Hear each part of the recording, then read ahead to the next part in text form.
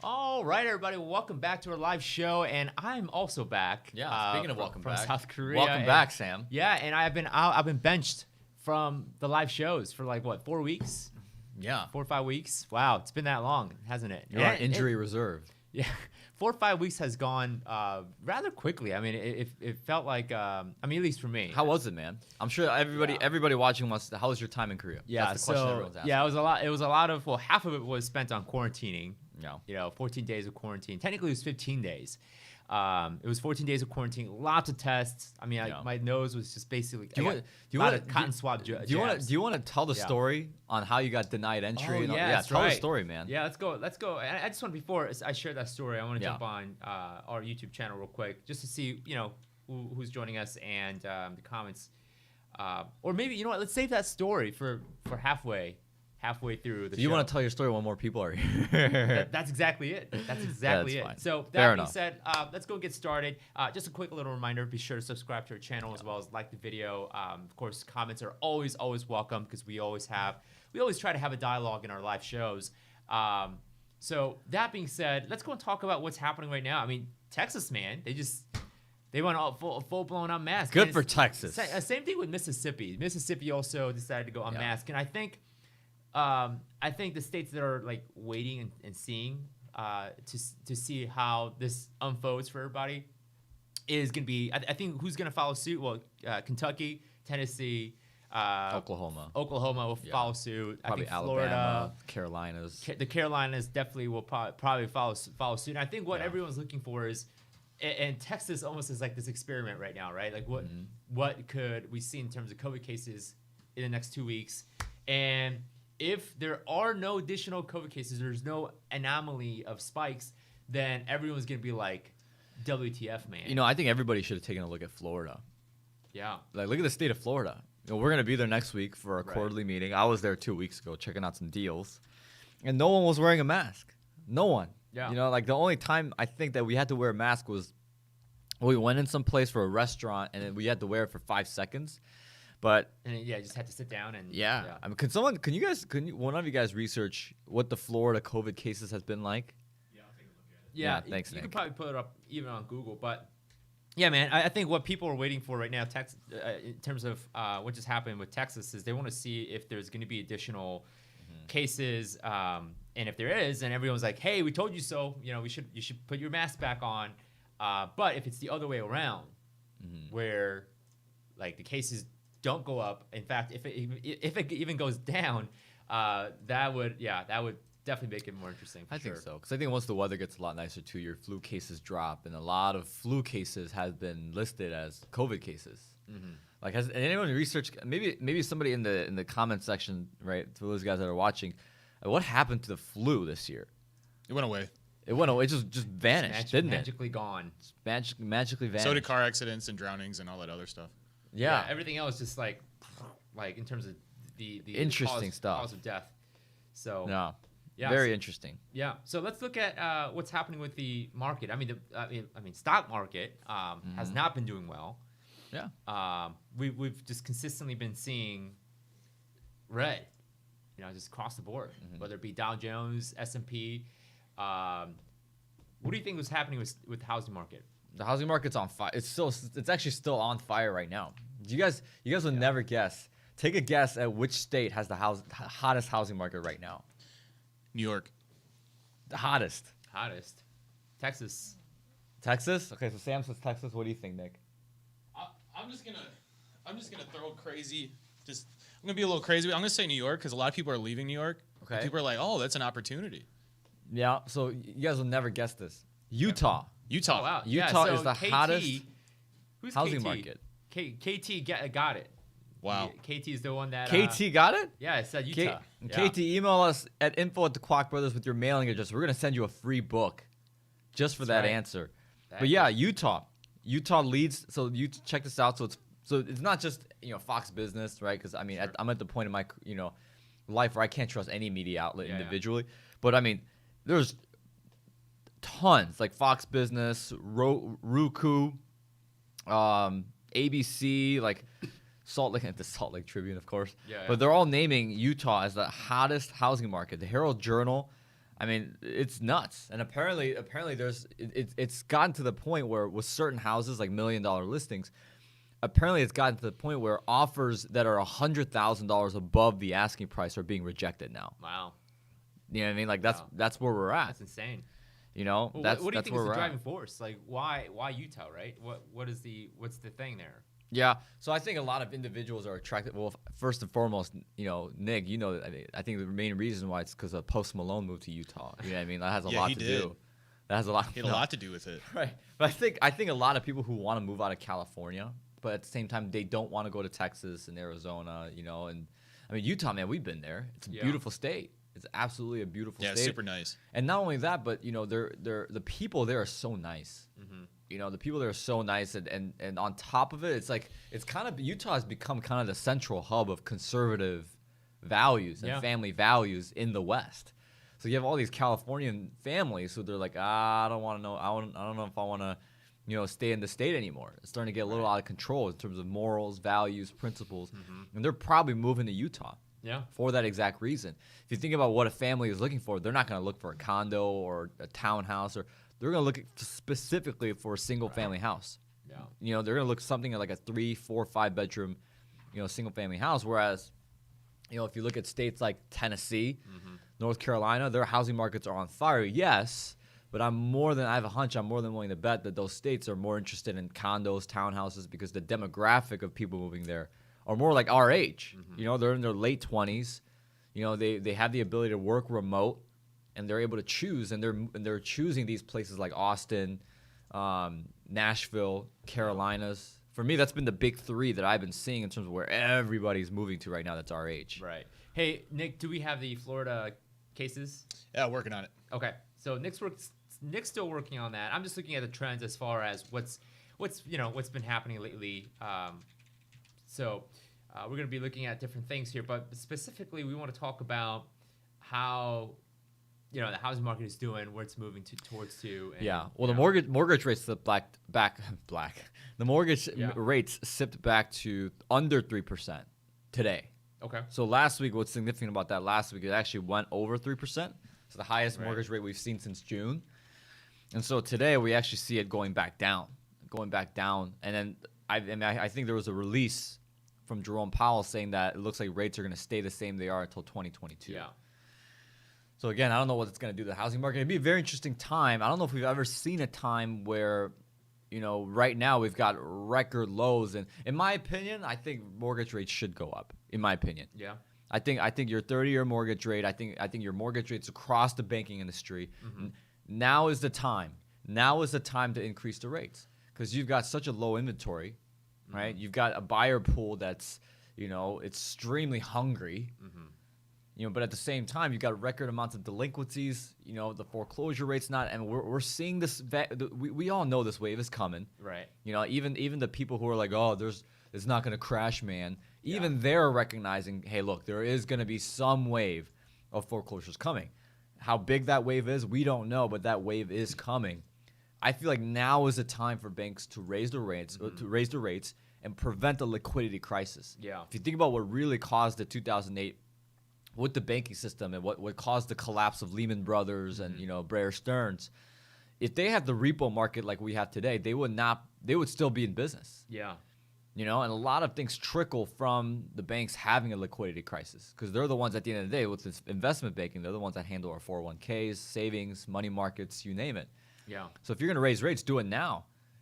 Prevent your liquidity crisis while you still can. I don't know, folks. What do you guys think about this in the comment section below? We've gained a little bit more of an audience, but I found the Florida COVID cases. Okay, go for it. So, complete and total, we're looking at 1.93 million cases and 31,386 deaths.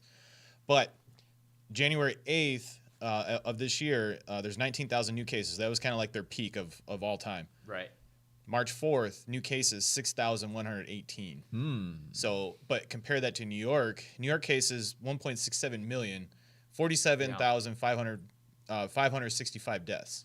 Yeah, it looks like Florida is trending down right now. It's been consistently. I mean, I'm looking at February 3rd now. Yeah, and they do not care, dude. Yeah. No. No one's wearing a mask. So, I'm looking at February I mean, just on February 5th, new cases were at 11,000. Yeah. Month later, or March 4th, today, what today is the 5th, right? So Yeah. yesterday, there were 6,118, excuse me, Bless you. 6,118 new cases as far as, so the average has been going down. I think that's more of an accurate reading because you're going to see days where it goes up and down, depending on what it is. But the 7-day average went from 9,778 down to 5,493. So not nearly as half, but considerable amount of new cases have gone down, and that's Florida for you for the last 30 days. If we're looking at Texas COVID cases, which is the subject of a big controversy here in terms of the unmasking of Texas here. So it looks like, holy smokes, man. So February 3rd, 18,000 new cases. Okay, now 7,000 new cases yesterday. So you're looking at a near half, or actually more than that. I mean, you're looking at close to 11,000 decrease in the new case. 7-day average from 19,000 to 7,000 for the last 30 days. Yeah. But what we really need to pay attention is what's going to happen in the next 2 weeks. Sure. Because everyone basically stopped wearing masks. I'm willing to bet there's going to be a few that they're going to be, we still have to wear masks. Yeah. Right? But I think majority of people will probably, because they don't have to, they probably would take them off. Yeah. My best guess. Yeah. Yeah, and the economy's been coming back. Do you want to talk about? You pulled up a statistic right before the show. Do you want to talk about how many jobs have come back in the last? Yeah. So according to, and I don't have, I think it's the. I got it right here. So Okay. it says U.S. added 379,000 jobs in February. February alone. Unemployment dropped 6.2%. That's amazing. 6.2.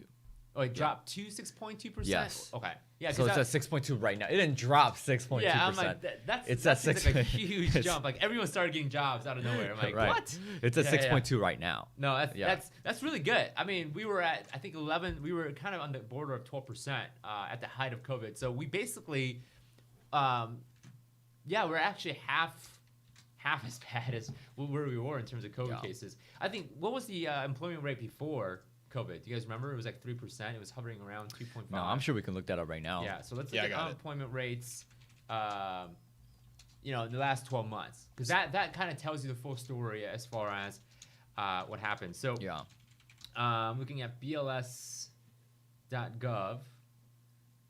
All right. That's the Bureau of Labor Statistics, for those who are curious. So let's look at the changes there. Okay, so we're looking at close to, and this is giving us a state by state, but I want to see more of a federal average. So let's look at the national average employment rate, or I should say unemployment rate, because that's what we're measuring at the end of the day. National average unemployment rate comparison. That's what we're looking at right now. We're doing all kinds of fact check here because obviously we don't want to be a show that. We want to be accurate. Yeah, we don't want to be a show that gives you a bunch of opinions, facts, numbers, sure. and doesn't really mean anything. So right now, and this is a March number. So I want to see a comparison number. Utah has the one of the lowest unemployment rate at 3.3%. Well, David Borevitz brought up an extremely good point.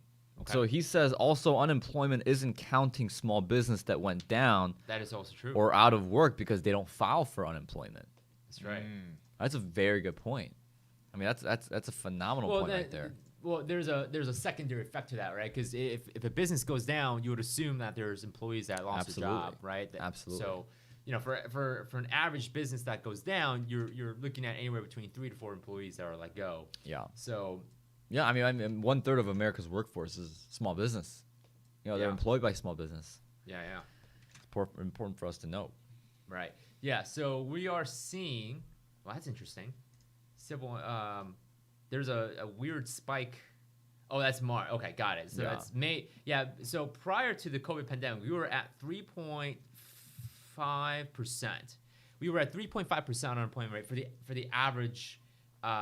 For the United States average. So I'm predicting in the next 4 years, we're never going to see a number that even come close to that. We're not. Yeah. So right now, you're right. So 6.2% is the unemployment rate. The height we saw in terms of the unemployment rate was 14.8% unemployment rate, and that was in April 2020. Yeah. Right. We're now, thankfully, we're at 6.2, which is, more than half that was reduced, but nowhere near the level of where we were at in terms of pre-COVID. So. Yeah, I mean, I don't think we're gonna see unemployment ever go back low because I mean, you talk about all these permanent job closures and I mean, businesses going away. Because here's the thing: who does e-commerce employ? Because e-commerce is taking over a lot of retail. Right. Retail was one of the bedrocks of small business employment, right, and recruiting. E-commerce is taking who does e-commerce employ? Warehouse people and delivery drivers. For sure. But in terms of logistics, right? I'm talking about people who used to work retail front, the cashiers, et cetera, et cetera. What does e-commerce do about that? What does e-commerce do for accounting and cashiers and opening up shop and sweeping the floors? Because not everybody can work in a warehouse. Right. Not everybody. Not everyone wants to work at a warehouse. For sure. Right? Not everyone's a 25-year-old dude, weighing 175 pounds who doesn't mind working 10 hours a day at a warehouse. Yeah. Or has the physical capabilities to work in a warehouse. So what does that mean for those type of jobs? Yeah. Right. How does e-commerce replace it? I would argue that they don't. Right. So they're going to be obsolete. The labor is. Yeah. So looking at the unemployment rate right now, basically where we are today is pretty much where we were back in 2014. So most of 2014, we were hovering in the 6% average range. And then it basically took us, 6 years to come to a point where we were at 3.5%, right? Now, the question is, what are some of the policies, monetary policies, fiscal policies that we could expect in the next 4 years by the current administration that could repeat that, trend, right? Even the height of 2008 market crash, we were only at 10% unemployment rate, right? Yeah. We were at 14% unemployment rate for the COVID situation. At the worst case scenario. Right. Yeah. So I mean, here let's conclude this thought on COVID. You know what I mean, and how it's affected. I mean, we're no doctors, but I mean, every doctor I've talked to has said, I understand a short temporary period of masks and social distancing. I get it, but every doctor I've talked to has said there was no reason to shut down our economy. There was no reason to shut down anything. There was no reason for the stay-at-home orders, anything like that. Right. No reason for that whatsoever. I want to get your guys' thoughts on this. Do you have any other thoughts, Sam, that you want to add? No, that's about it as far as what's happening with the unemployment rate. But I guess transitioning back to some more of the economy conversation, Jerome Powell, just yesterday, this is from Wall Street Journal, said he will keep the inflation anchored at 2%. Now, that's no surprise. So here's the grand question in mind, right? With the amount of stimulus that we printed, and we probably print based on the House passed the $1.9 trillion stimulus package. What does that look like for the actual inflation rate? How do you think the here's why I think the inflation rate is irrelevant. Okay. Because number one, the metrics to measure the inflationary rate could be dog wash, right? It could be anything you want. But the U.S. inflation rate, in my opinion, is not relevant at all because we're such a globalized economy. You have to pay attention to the rate of the currency hedge. Because you look at all these other countries, because you could say, U.S. inflationary rate's 2%. We're going to anchor it at 2%. But what is that inflation rate measured up against? Is that measured up against the pound? Is that measured against the yuan, the won, the yen? Is it measured against all those currencies? Because I'll tell you this: if the U.S. currency rate is at 2% or 2.5%, people are like, oh my gosh, inflation, it's crazy, it's going nuts. Well, what if the Chinese yuan's at 5%? Or 4, right? Or the European pounds at a much higher rate. It completely differs, right? Based on what.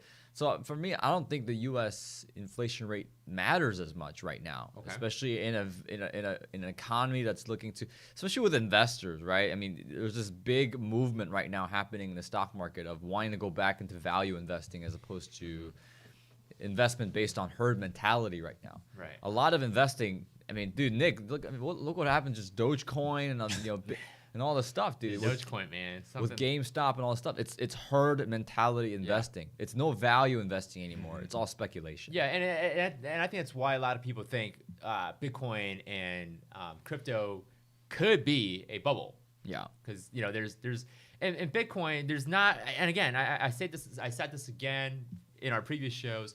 There's no practical application that has a mainstream application just yet. There is one.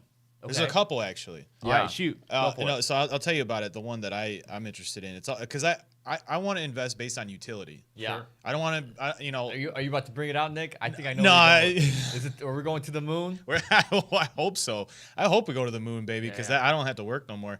But I'll still come into work if you if you got to know. But so Ripple is going through a lawsuit right now, and they have a system where it's going to kind of get integrated and/or replace the SWIFT system as far as transfers of money goes. Mm-hmm. So you could transfer U.S. dollars, you switch it over to their XRP coin, and get it out into another currency like a snap of fingers. You do that right now, either you pay heavy fees or it takes forever. Yeah. So the reason why I invested in it, the price did go down because of the SEC, but the SEC is kind of like the you got to pay your dues, man. Come on, you got to pay your dues. They're kind of the mafia here. So in every major crypto has had some kind of run in with the SEC, the Security Exchange. So that's what I invested in for the time being. I honestly think that investment in crypto is what, in my opinion, has what kept a lot of inflation down. In my opinion, if you look at the market cap increases of cryptocurrency in general, not even just Bitcoin, but also XRP, Doge, Ethereum, Lite. I mean, there's so many out there. If you look at the market cap for the whole cryptocurrency space, it's tremendously has increased significantly. Mm-hmm. It's in the trillions, dude. Yeah, absolutely. In the last 3 years. Yeah. Well, once they start to really mainstream, I mean, I'm talking about mainstream. I think a lot of the conversation that goes around in Bitcoin right now is for early adapters. Mm-hmm. People who love the idea of tech. That's me. I love new tech, right? When the iPad first came out, I was like, hey, I want that. Like, I'm gonna buy it. But as soon as it hits the mid adapters and some of the mainstream late adopters, I think that's when you're going to see Bitcoin or any other cryptocurrencies at an exponential value once it finds an application. Because right now it's just a commodity that people are paying for. Right, for sure. I want to get your guys' thoughts on this because this is a hot topic going on right now. I'm going to switch gears. Okay. Right, if you guys are cool with that. Switch it away. So this is very popular, but Elizabeth Warren, our fellow Native American. I don't know if you guys saw this, but late February, early this month, she has a new proposal for a wealth tax. That's right. All right. Did you guys hear about that? Yep. I watched the press conference. Wasn't it Janet Yellen also? She's Treasury Secretary. Yeah. So she's on. I mean, she's a part of it, right? Okay. But it was mainly Senator Elizabeth Warren. And I don't know if you guys saw the press conference, but sure. I watched the press conference. She had her two people, to their side, whatever. Right. And it was weird. It was kind of like watching a mom, the association of the PTA, propose that they change the baking good prices for the bake sale from 5 cents to 10 cents. And she sounded very flustered. But here's the basic proposal. The proposal is that it will call for an annual tax of additional 2% for or every 2 cents on every dollar on people's wealth worth above $50 million. All right? Yeah. So it's annual. Okay. And then individuals with a fortune worth more of $1 billion. So this is it would be a billionaire's tax. Sure.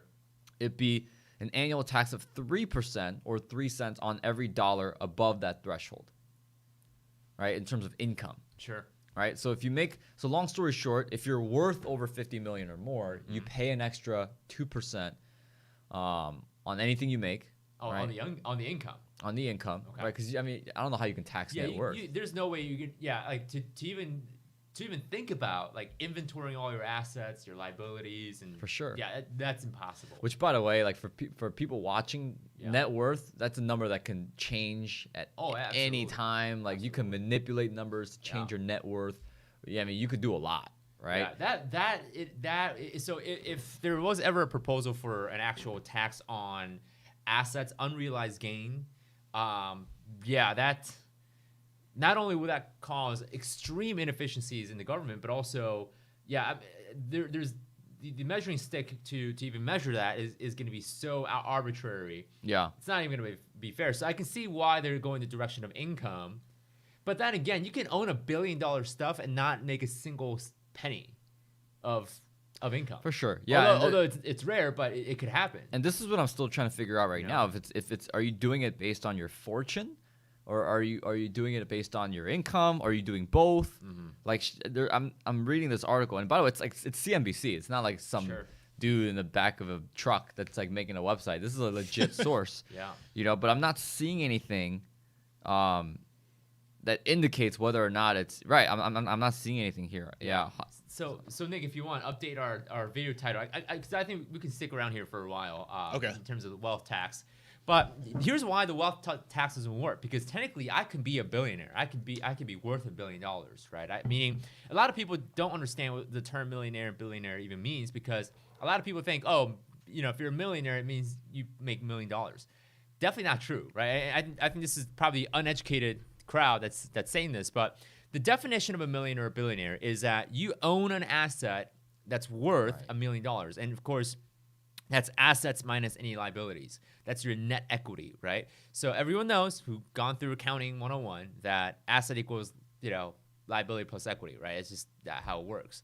So you could have, let's say, $2 million house, right? Your house is worth $2 million, maybe, and have $1 million loan. Okay, that means that your equity is $1 million, meaning you are a millionaire. Which, having said that, in retrospect, if you live in California and you own your home free and clear, chances are you are a millionaire. Yeah, you're a millionaire. Yeah. But your paycheck could be $60,000 a year. Exactly. Making just about as it's hard to qualify for $1 million loan. When you're making $60,000 a year, but maybe they bought it 20 years ago. Yeah, maybe you bought it a while, and then you lost your job, and then you're like on you're on rebound, and you're barely making $60,000 a year. Sure. So you mean to tell me that you're willing to tax millionaires that could be making $60,000, and they're already at in that level, we're probably at 12%, 15% tax bracket. And you add another 2%. That's gonna make a huge that will make a big difference for that person making $60,000 a year. So for those who really don't understand how the wealth tax work, again, you could be a millionaire and make $0 in terms of your income, right? Your income literally on your tax return may say $0 or even negative number, right? So to add a wealth tax just doesn't make any sense. I'm talking about if you own $1 million and you're expected to pay 1% on that $1 million, but you make zero income. Where do you fork the money over to pay the taxes? Just doesn't make any sense. So here's what she tweeted on March 1st. Okay. Right. So she says, right now we live in an America titled towards the ultra rich and the powerful. The tax system is so full of loopholes and special breaks that families in the top 0.1% pay about 3.2% of their wealth in taxes, while the bottom pays 99%. While the bottom 99% pay about 7.2% in taxes. Okay. And she continued by saying, since the pandemic crisis has arrived, billionaire wealth has shot up 40%, while the millions remain unemployed and families struggle to keep a roof over their heads and food on the table. It's time for a wealth tax to make sure the ultra millionaires and billionaires pay their fair share. Yeah. So here's what I think is going to happen. Okay, go for it. I think a lot of billionaires and millionaires, people worth over $50 million, I think they're going to move to Puerto Rico.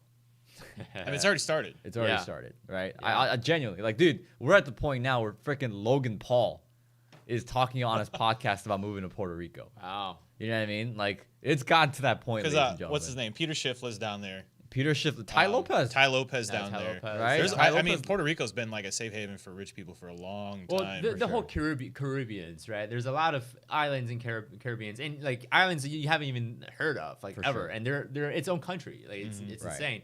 Like I seen it. I've read this. I think in a magazine where it was literally an island government advertising saying, "Hey, if you invest $250,000 with us, we'll just give you a citizenship to a country." Absolutely. Right? There's a lot of countries like that in South America, not just Caribbean, but South America. Yeah, you I invest hear. in it. Colombia's one, I Colombia's one. There's another. Ecuador, El I- Salvador, a lot of those like northern. Yeah, I think it's Well, Costa Rica. So here's the thing. There's a lot of countries. Costa Rica, yeah. Yeah. There's a lot of countries that are doing this. Here's ultimately why I think billionaires and millionaires will move to Puerto Rico, because a lot of people watching this right now who don't own a business, or maybe their net worth is right. And I'm not saying that they're better or worse, right? They just have a different lifestyle, right? Yeah. Here's what people don't understand, because they might be saying, well, Daniel and Sam, Nick, why do billionaires care about 3%? It's only 3%. Yeah. Right. Well, Does 3% makes a big difference, man. For sure. Right. Yeah. Absolutely. I mean, people don't understand, have that business account. But for them, they're like, well, why? It's only 3%. In their mind, they're thinking, well, right now I make $50,000 a year. 3% of that, if you do the math, is $1,500 bucks. You know, what's an extra $1,500, especially if you have all that excess? Here's the problem that millionaires and billionaires have right now. Right now, they're thinking, well, strategically, because you think about the people who are billionaires and millionaires. What are they always doing? They're always thinking ahead. Oh, yeah. They're always thinking ahead. That's why they are in the position that they are. Because they don't, let's be real. Let's call it what it is. Most people who make $50,000 a year, who have made $50,000 a year for the last 10 years, who are stagnant in their income, who want to make more, they only think in the next 30 days. Yeah. Most people. That's the biggest difference between, in my opinion, a great entrepreneur and an entrepreneur who fails, which is most entrepreneurs. Right. The great entrepreneurs like myself, you, Nick, right? We're thinking 5-10 years in advance. Right? We're doing something that the 5-year older version will thank ourselves for. Yeah. The billionaires and millionaires seeing this right now, saying if they're doing this now 3%. at 3%, and you carry that over to the next 10 to 20 years, that's potentially millions and billions of dollars of tax revenue. What's to say 5 years from now there's even a more progressive senator? Oh, for sure. Someone like AOC. Oh, Yeah. Lord help us. Who's gonna come along and say, you know what, we're gonna put the wealth tax at 10%. Yeah. We're gonna put the wealth tax at 15%. Yeah. And I have a hunch that a majority of our generation who loves AOC will jump on board and say, you know what, you're right. Billionaires need to pay a 15% wealth tax. What? There's no reason why. And a lot of times people, I mean, if you're gonna go with 15%, why not just 100%? You know, if you hate, I mean, it comes down to the hate against, you know, it's class warfare, and you know, I think class warfare is a bunch of baloney. You know, I think it shouldn't be. I mean, the fact that you're judging somebody based on their financial status in itself is like, I think it's a poor attribute to even judge people on, right? Here's the thing. Because you can. I There's a disagree. lot of million. I disagree with that statement. Okay. Right? Because I think you shouldn't judge somebody based on their financial. I think you should judge them on how they make their money. Sure. Because if they're a complete jerk, right, they completely rip people off. Like, you should have a heart to help people at the end of the day, Right. while making the money, right? I mean, you and I, we've never even thought, because we're always looking to make our money, but only by helping people. Yeah, but my argument is a lot of people, they don't even care about, hey, I want to get to know that person, as a human, right? Right. Rather than, oh, that guy is just a millionaire. Oh, He must be a jerk. You know, it's so that it's almost that immediate. And I think, if I'm gonna be honest, man, if I'm gonna be brutally honest, I think it comes down to jealousy, man. It comes down to jealousy. It comes down to, like, how come he's got, you know, this and that, and I don't have it, therefore I just need to start tearing people down. Well, here's the problem with that crowd. Yeah. What they don't realize is that these billionaires and millionaires, they didn't get there without creating businesses that provided jobs. Oh, for sure. You can't be angry at Jeff Bezos and still order stuff from Amazon Prime. Right. You know, you can't be angry at McDonald's and you're at 2 a.m. snacking on Big Mac. Did you guys hear the quote on Instagram? It says that the irony of today's social dynamic is that liberals will complain about capitalism through their iPhone. Yeah. You know what I mean? I mean, come on, man. They say the quote was, liberals will complain about capitalism on their iPhone on a platform called Facebook that was built on capitalism. Right. You know, with the software updates and, you know, the clothes that they wear, like, everything literally around them contradicts the exact words they're saying. But here's my point. I mean, I think, yes, like, Senator Elizabeth Warren has a point. You know, like, there are people who are homeless. There are families that have been affected. Absolutely, man. Absolutely. Yeah. But it goes back, and we've mentioned this multiple times before. I don't think it's the amount of money that's coming in terms of tax revenue. Yeah. I think it's just a mismanagement. Oh, boy. Bomb. Right. That's a bombshell. We need right a there. bomb button. Yeah, we need a bomb button. Sam was just on the Brad Lee podcast. Yeah. So We need that bomb button. No, I agree with you, man, because the solution is not to give the power to the government, because we know the government does a terrible job managing the money. Let's just call it what it is. Yeah, the government should not be the arbiter of morality, right? The government should not be the arbiter or the judge of what is nice, what is bad, what is evil, what is good. You know, I think individuals, we can all make that case for ourselves. We can all say, hey, you know, yes, we believe this is evil, we believe that's good. Ultimately, I think what needs to happen on an individual level, or at least on a smaller community level, is empower and and give people incentive to give more. Yeah. Right. Give people and it doesn't have to be a monetary incentive, right?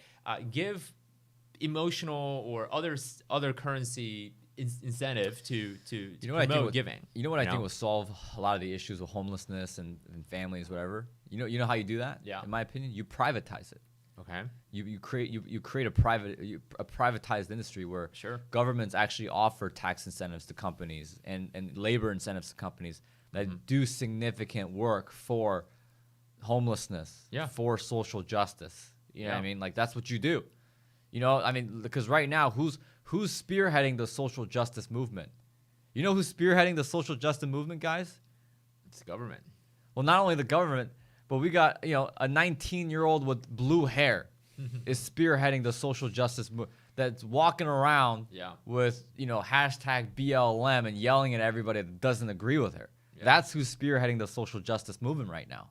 Yeah. I'm not saying that's wrong. Like, we need we need passionate young people. Yeah. I think that comes from, from a solution that comes from the right problem we need to solve. I think it is a problem we all need to recognize and see. Okay, homelessness is terrible. No, but that's what I mean. Is that the individuals who are passionate about these issues are not the ones who can do something about it. True. That's the problem. That's true. Yeah. So privatize it, because right now, I mean, I don't know if you guys noticed. So here's my belief, right? The first and only institution that God Himself created, and we're all believers here, right? Yeah. The only institution that God has ever created is not the church. It's not the church, right? Jesus encouraged us to start the church, but the only institution that God has created, the first and only, is the family. Yeah. Right? And the biggest issue that I have with these moral issues, because yes, the homelessness and all that's not a government issue. That's a moral issue. That's a human issue, right? So the issue that I have with it is that we are slowly, in the last 25, 50 years, and Jordan Peterson talks about it, a lot of these great men talk about it, but in the last 25 to 50 years, we have excavated and transferred the moral responsibility in terms of what is right and wrong in society from the teachings within the construct of a family to now government regulation. Yeah. And unfortunately, and I'm not saying it's good or I'm not saying it's bad, but the Democratic Party has they have been riding that wave. Yeah. Like, you know what I mean? Like they've been riding it, And I'm not saying it's good or bad, but in many ways, they've used it, and it's undeniable, right? And I think if you disagree with this statement, I would call you on your ignorance. But I think they've used it as almost a political agenda. Yeah. To get across secretly in the back passes of their bill. You look at all moral problems, and they do point back to the ultimate failure of a family. For sure. Ultimate failure of a family. And I say this because, you look at any particular, vice, whether it's drugs or, sexual vice.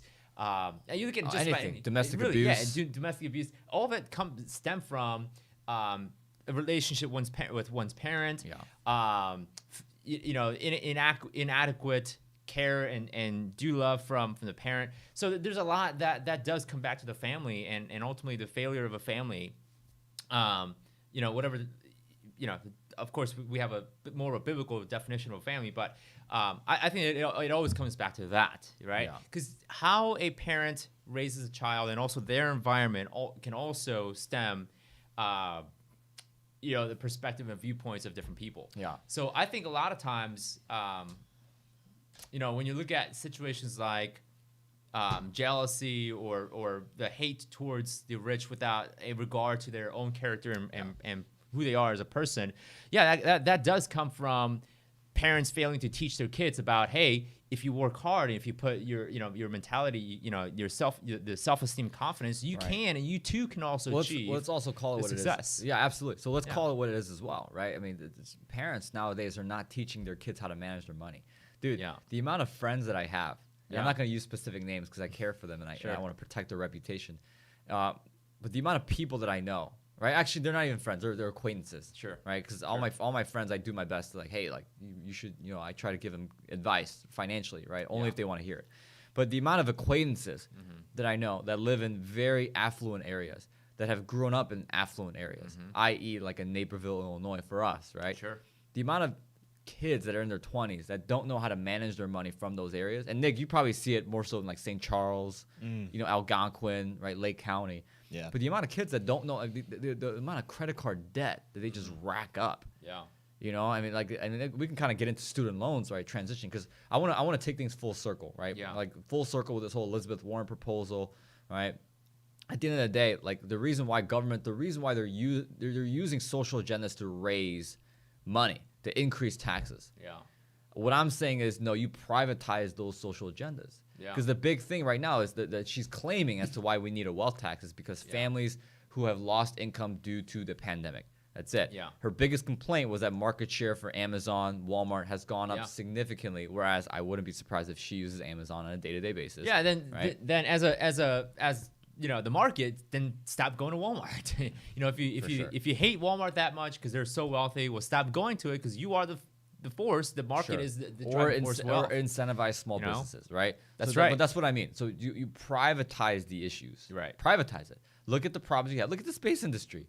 Yeah. The SpaceX has run circles around NASA. Yeah. In terms of how fast, how much cost efficiency. I mean, they've run so I mean, we've seen it time and time and time again where privatization it far exceeds government performance. Absolutely. Far exceeds. Yeah, and of course, this is an argument that I get tired of making, but obviously some of our viewers are saying, hey, that's because SpaceX got crap ton of grant money. You can't make a fair comparison against NASA.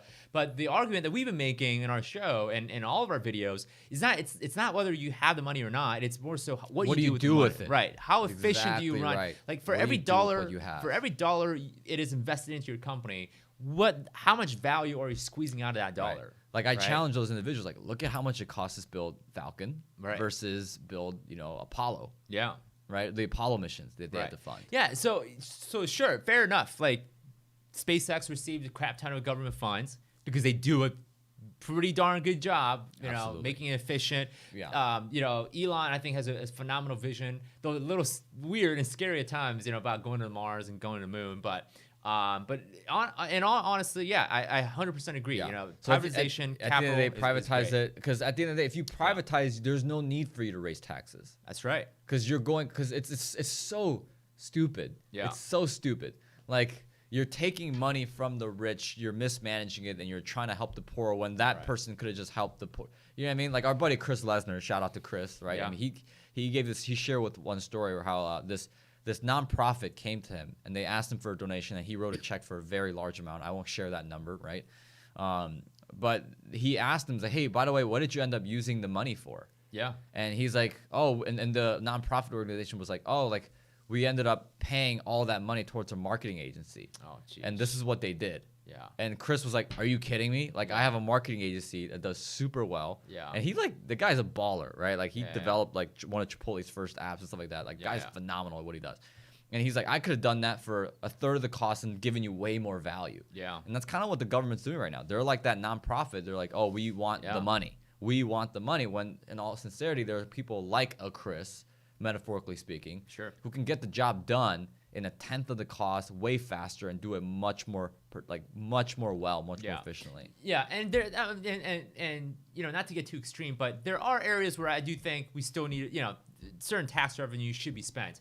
I think the basis, at least the foundation as far as what the government does need to provide is the essential security for those growth to even happen. Yeah. So the military is a phenomenal example, right? There's a reason why, Russia, China, and some of these, well-known, I would say American nemesis, there's a reason why they don't invite us and try to take over our businesses is because of the U.S. military. So I think for at least a basic level, what the government needs to provide is security, protection for intellectual property, because in other parts of the world, you don't have intellectual property rights, right? Where if you don't file a copyright, declaration, then you can have copyrights. Whatever you see, you steal, you use, no one's gonna care. But thank God in the United States we have copyright laws, intellectual property, where if you invent something that's really, really good, that is going to be super valuable, it is yours. Yeah. And you get to claim it as your property. So I get bothered by, especially a lot of our liberal friends that say, oh, you got to tax the people, the government is huge. And then when they start to become successful, like, oh, maybe I shouldn't have said that because now I need to start owning my success. Right? When the government provides you stuff, how do you actually take responsibility of the success when you actually finally have it? For sure. shouldn't you make the government a partner, right? Because technically they give you whatever. And here's the thing, like to be clear, we're not disagreeing with liberal individuals that say that we should help homeless. Absolutely, we need to help the homeless. We need to help families who have been affected by the pandemic. All I'm saying is there are more educated ways of doing that than what you're proposing. It's not as simple as let's just tax the rich. Right. Let's just tax the millionaires and billionaires. So we're not saying that, we're not saying some of the problems we have in this society, we're not saying they're not a problem. They are a problem. Like homelessness is a problem. Starvation is a problem. Adoption and kids, individual children rights, that's a problem. Poverty, that's a problem. Yeah. So we're not saying these problems are not there. We're not trying to turn a blind eye, and we're not trying to turn the shoulder. What we're saying is the proposed ideas or the solutions that we believe that would solve these ideas are not from the government. Right. These are ideas that should come from individuals, communities, individual societal groups, private organizations, maybe companies, businesses can spearhead this. And I think they could do a much better job because individuals who see those as a problem are probably gonna be more passionate about solving that problem than the government saying, we'll tax, okay, sure, we'll give you a little bit of money to take care of it, Yeah. Yeah. I mean, Nick, any thoughts, man? I mean, I think we've pretty much beaten the horse dead on this thing. On this idea, No taxation without representation. Yeah. Okay. Well, very simple, my friend. Yeah. I find it really ironic that the fact the United States was founded on the idea that we can choose for ourselves, choose our destiny, have choices, and not be taxed like crazy. We actually, the United States have not seen a tax for close to 100 years. I think 80 years, 90, 100 years. We were running on a very, very slim budget. But it was after, of course, the industrial revolution. We started seeing taxes like crazy. Basically, we created a country that we fought a war against in 1775. So it's kind of disappointing to say that, but I still love this country. I think this country by far the best place to start a business, to grow your opportunity, to have ideas, to dream about your ideas. Oh, this is the place where if you work hard, man, you'll get it. Yeah, you get it. I mean, we are, Daniel and I are a story. It's so. Yeah, not to beat around the bush here, but I think let's close with this. Let's close with my story. Yeah, go ahead. Tell your story. So 71 people watching. It's watching. A crazy story. You guys need to hear this. Crazy story. And I was waiting. I was actually waiting for me to get back to share the story, just in case I got arrested in South Korea, for sharing this story. Because of course, any other parts of the world, you don't have the same First Amendment freedom of speech. So that being said, back. This is January 28th. So January 28th, I'm scheduled to fly back out to Korea to hang out with my parents, spend some time with your wife and your kid are my already there. Kids. Yeah, the in-laws, right, the whole 9 yards. So I fly out on January 28th. I fly a particular airline I'm not going to mention because we don't get sponsorship dollars from these guys. We should. So I fly out to Seoul, South Korea. I have a layover in Dallas. I get to Dallas. And I guess I got to kind of backtrack a little bit because in order to go to Korea, even now, you have to show a negative COVID-19 test result. So you have to take the COVID-19 test, show a negative result, and make sure that you don't have COVID. So I get to the airport in Chicago, and the employees of the airline says, "Hey, your COVID test looks fine. You're good to go. You can get on the flight to Dallas." I get to Dallas, show them my COVID test result. At the gate agent sees my COVID test result and says, "Yeah, this looks good. This looks great. Boom, let's get you on the plane." Get on the plane 13 hours later, because that's how long the flight is. 13 hours later, I get to Seoul, South Korea, and they're doing the whole immigration checkpoint thing. And they look at my test result and say, "Hey, this isn't good. This is not the right test." The test that I took, for those who are medically genius, was called the antigen test. Well, South Korea is requiring all individuals entering to take what's called a PCR test. Now, I'm not a medical expert. I don't know the exact difference, but I do understand now that the PCR test is way more accurate. So at first, I thought they were just pulling my leg, right? They're like just kidding. They're like, "Hey, we'll give you a hard time, but we'll let you in." Definitely not what that was. They had me wait 3 hours. Sorry, I feel tired just even telling this story. they had me wait 3 hours in an immigration detention center. Nice. It wasn't. Yeah, it wasn't. Were you in a cage? No, there were no cage. Who built the cages, Nick? Yeah, that would have been ironic. Very ironic. But yeah, wait 3 hours. They basically make me sign a contract that says I'm getting kicked out. Right. In fact, I would have loved to show you what the contract looked like, but I don't have it. So I get kicked out, and I had to fly back to Dallas. Now, they didn't have a flight right away, so I had to wait 24 hours at the gate. They didn't even put me in a hotel. They didn't even put me in a lodging. It was basically going back to the Army days, sleeping on the ground. No blanket, no nothing. That was it. Didn't help that the airport was also doing construction that night. So like it was 2 a.m. right, break, and they're like drilling something. They're trying to break concrete, like right. Jeez. And I'm trying to go to bed. I'm like, gosh dang it, guys! Like I'm trying to go to bed here, right? but no, the construction guys had to do their thing. So next morning, I'm awake. I'm still trying to take care of things. I'm complaining to the airline, saying, hey, why'd you bring me here if I can't even get in? So I fly back to Dallas. I sleep the whole ride to Dallas because I was dead tired. I'm like, with the drilling going on and, the craziness that's just happening. Slept my whole entire flight to Dallas. I get to Dallas, book a hotel, rent a car. Real quick, how long's the flight? Tell these guys how long. I have 13 hours. I said it earlier. Oh, okay. You weren't paying attention. No, I was on my phone. But I get to Dallas. Next morning, right off the bat, went and took the right test. They had me wait like 36 hours or so, 48 hours for the test result. Until then, I was just staking out at a hotel room and essentially working remotely. So I got the test result. As soon as I got the test result, booked another flight. And I thought the insurance, my travel insurance was going to cover this. But silly me, the travel insurance was covering the wrong freaking dates. Oh. And they denied my claim. So I spent $2,000 getting another plane ticket, my hotel, meals, the whole 9 yards, and they didn't cover it. Wow. So yeah.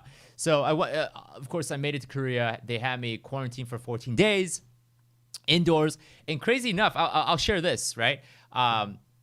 In Korea, what they do is as soon as you land, they make you install an app, and this app basically tracks your movement, your location, and also you're required to fill out a self-assessment. Take a temperature test twice a day. So 10 a.m., 2 p.m., you take a temperature on yourself, submit, what your body temperature is, and if you have any other symptoms, you check no, right? So I had to do that 14 days straight, take temperatures, take a COVID test at the beginning of quarantine, at the end of the quarantine, and and it was what was spooky is that they'll track your location, but also they track if your phone is moving or not. So if your phone doesn't move for like 3 hours, they'll call you and say, "Hey, are you okay?" Right. Wow. Yeah.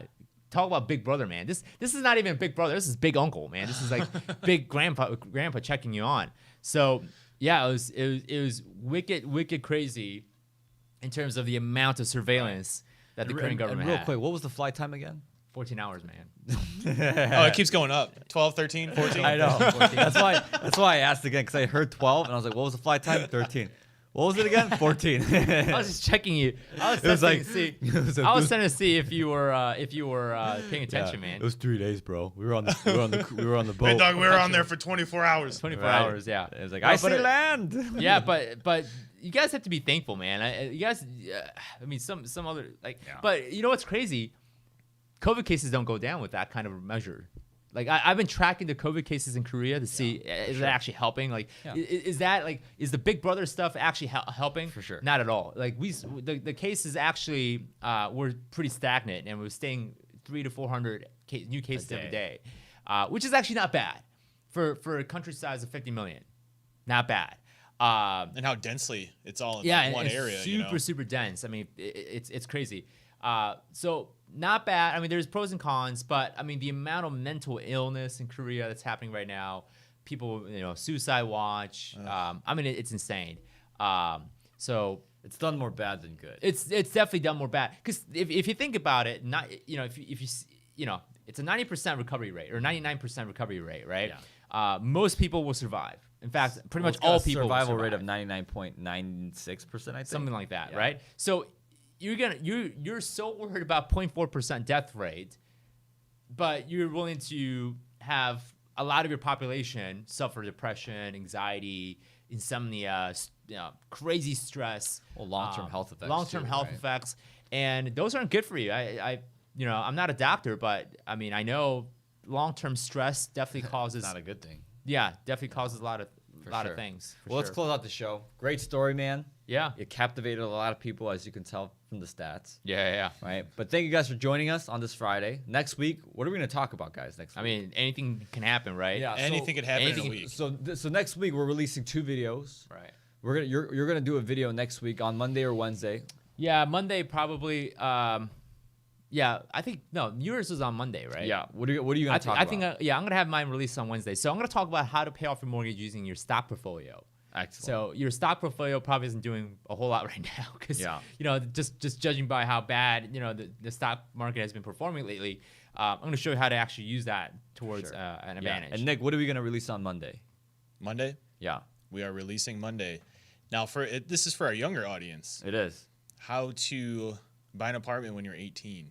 Right. Ooh. And live for free. That's what we're gonna talk about on Monday. I mean, that could be applied to just about anybody. Mm-hmm. You don't have to be 18 years old to apply this strategy. You can do whatever you want. There's a lot of people looking to move out right now. Yeah. 18-year-olds right now. You can be 30. You can be 50. You can be 60. You just have to identify as 18. Yeah, that's probably what's happening next. You can identify as another gender. Soon enough, we're gonna have people identify as, I'm a 2-year-old. Dude, I would love to identify as a 13-year-old girl and play in a middle school basketball team and just be like the LeBron, LeBron James of middle school girls basketball. That'd be hilarious. I'd probably have like 80 points a game. But you know what? 40 rebounds. We laugh about this now, but you never know, man. I mean, like 10 years ago, we used to like laugh about, make jokes about, you guys think I'm kidding? Orientation, but now these days, anything goes. I mean, who knows? 10 years from now, we'll have people like identify themselves as animals. For all we know. I mean, dude, that happens now. Yeah, I'm a snake. Did you see that video? I'm a dinosaur. I'm a snake. Did you see that video? No. All right. And I'm not downplaying. And I will say that there's gonna be some level of mental illness behind that. For sure. And I'm not downplaying that. And I'm not making fun of these individuals, but it is an issue. It's a giant issue. It is an issue. So it's a problem. And we hope for the best, and we want to love on those people, despite what they believe in and who they believe themselves to be. But I could legitimately happen in the next 10, 15 years. Well, thank you guys for hanging out with us. Do you want to close us out, Sam? Yeah, everybody, good to be back. Really, really good to be back. I'm still jet lagged. A little tired, but I should be okay. I think after this weekend, I'll be back to 100%. Right. But with that being said, everybody, thank you so much for joining in. We love and support all of you. Appreciate you guys and all the comments we get and the conversation we get to have. Stay tuned. Next week, I'll be back next week as well. Well, actually, we're going to be in Florida, aren't we? We will be in Florida. We're going to be in Florida. So we may even not have a live show. Yeah, I don't know. We'll both be in Florida. So, yeah, maybe we should. I'll do a solo show. Solo show. I'll do this by myself. Nice. Data wars. Yeah. So everybody, thank you so much. Have a great weekend. You guys have a safe and blessed Friday, and we'll see you back guys. in 2 weeks. Are we good?